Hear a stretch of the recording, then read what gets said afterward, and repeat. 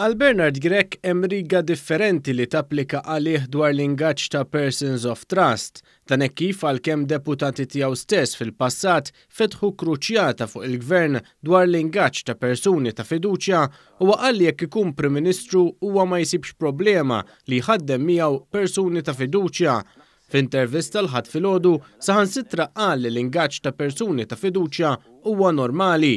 Persons of Trust mhux minn dejjem kienu Pep. U dejjem se jkunu Pep. Person of Trust tista' tagħżilha dejjem kienet u dejjem ħadd tkun u jiena m'għandi ebda problema jekk ikun Prim Ministru li nagħżel persuna ta' fiduċja tiegħi biex jgħinni f'xi area partikolari.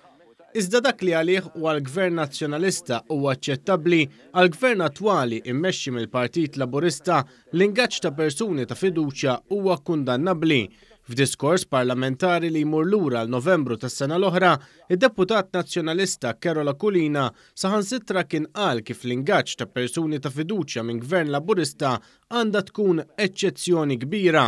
Il-positions of trust, il-persons of trust ikunu meqjusa bħala a necessary evil.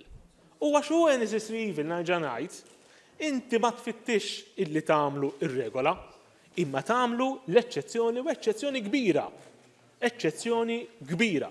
Fl-intervista l-ħadd filgħodu, Bernard Grech stqarr li l-politiċi għandhom jitħallsu iżjed fi żmien fejn bosta negozju ħaddiema qed jaffaċċjaw pandemija li laqtet lid-dinja. Bernard Grech irid iżid il-pagi tad-deputati tiegħu. Dan filwaqt li qal li saħansitra għandhom ikunu jistgħu jingaġġaw ukoll nies jaħdmu magħhom. Anke l-politiċi għandhom jitħallsu sew. Bla dubju Pep diġà tkellim dwarha kemm il-darba jindi. Għandhom l-ewwel ħaġa mhux biss il-pagi tal-politiċi, imma anke wkoll ikollhom komplement, staff komplementari. Il-Kap Nazzjonalista Bernard Grech għal darb'oħra esprima wkoll il-fiduċja flit il-leminija tiegħu Ray Bezzina. Huwa qal li l-Bezzina huwa jemmen fih u jafdaħ. Ray Bezzina bħalissa li hu. Person of Trust nemmen fil-kwalitajiet tiegħu tafda.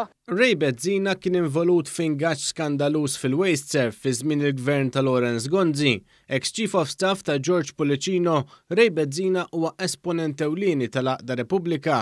Ray Bezzina der f'ħafna mill-emails velati mill-Malta Today 3 snin ilu fejn jidher imexxi l-qudiem ingaġġ ta' kostitwenti tad-deputati u ex-ministri nazzjonalisti fil-Waste Serv.